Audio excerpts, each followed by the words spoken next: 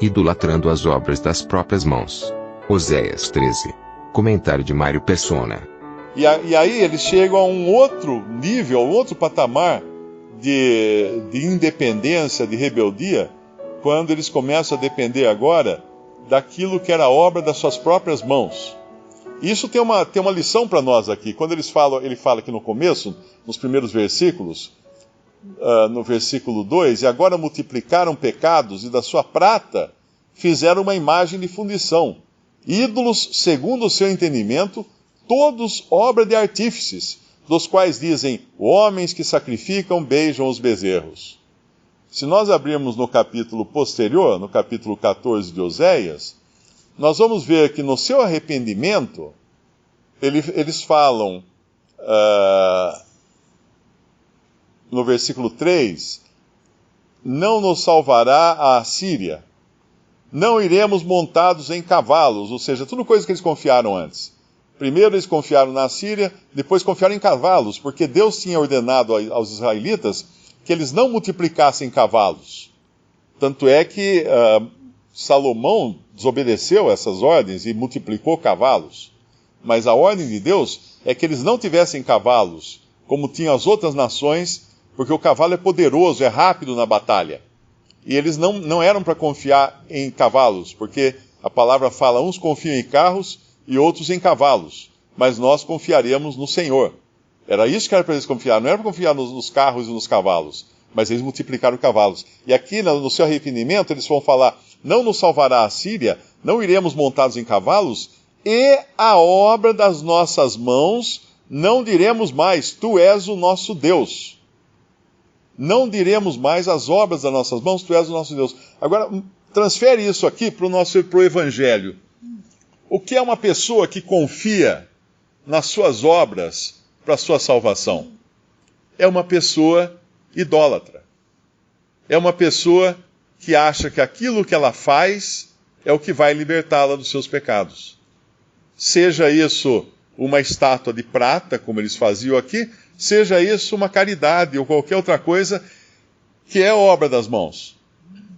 Então, no seu arrependimento, eles vão chegar agora ao fundo do poço de não confiar mais nas obras das suas mãos, que aqui são representadas por ídolos, mas numa sociedade moderna, hoje, pode ser representada também pelos nossos feitos, pelas nossas obras, pelas coisas das quais nós podemos nos gloriar e falar assim, fui eu que fiz isso.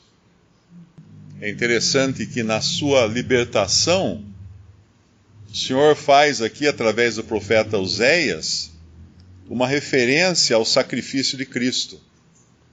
E como a Bíblia é toda amarradinha, né? É impressionante isso, quando nós vemos, é como se fosse uma teia, a gente vê uma teia de uma aranha, tudo tem ligação. Se uma mosca bate num lado da teia e a aranha está do outro lado, ela percebe e corre para aquele lado onde a aranha bateu, porque não tem interrupção numa teia. Ela é toda amarradinha, todos os seus fios estão conectados.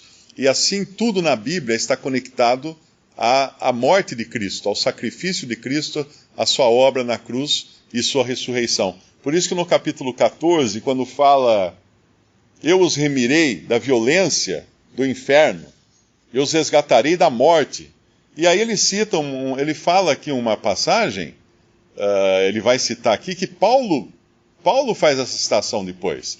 Onde estão, ó morte, as tuas pragas? Onde está, ó inferno, a tua perdição?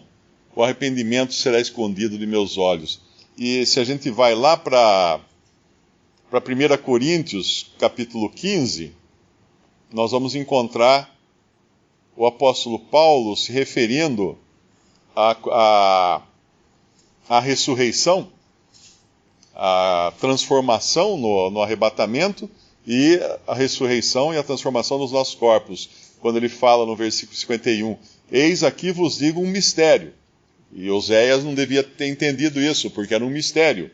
Na verdade, nem todos dormiremos, mas todos seremos transformados.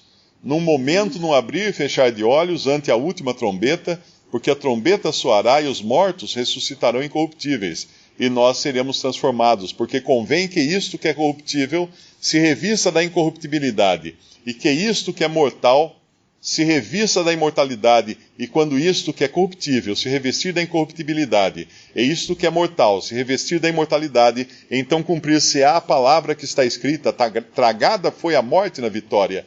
Onde está, ó morte, o teu aguilhão? Onde está, ó inferno, a tua vitória? Ora, o aguilhão da morte é o pecado, e a força do pecado é a lei, mas graças a Deus que nos dá a vitória por nosso Senhor Jesus Cristo. Lá em Oséias, séculos antes, ele estava falando uma coisa da qual Paulo iria falar séculos mais tarde, como tendo cumprimento em Cristo. Porque o próprio capítulo 15 de 1 Coríntios é o anúncio, o começo do capítulo é o anúncio do Evangelho. Quando ele fala, também vos notifico, irmãos, o Evangelho que já vos tenho anunciado, o qual também recebestes, no qual também permaneceis. E no versículo 3, porque primeiramente vos entreguei o que também recebi, que Cristo morreu por nossos pecados, segundo as Escrituras, e que foi sepultado e que ressuscitou ao terceiro dia, segundo as Escrituras.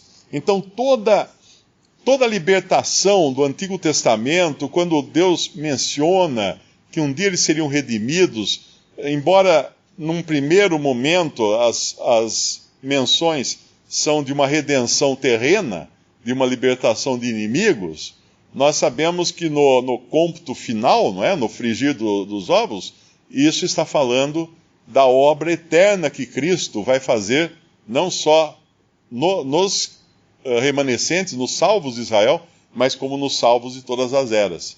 Lá em Isaías 25 também, esse versículo tem a ver, Isaías 25, versículo 6, e o Senhor dos Exércitos dará nesse monte a todos os povos uma festa, com animais gordos, uma festa com vinhos puros, com tutanos gordos, com vinhos puros, bem purificados, e destruirá neste monte a máscara do rosto, com que todos os povos andam cobertos, e o véu com que todas as nações se escondem.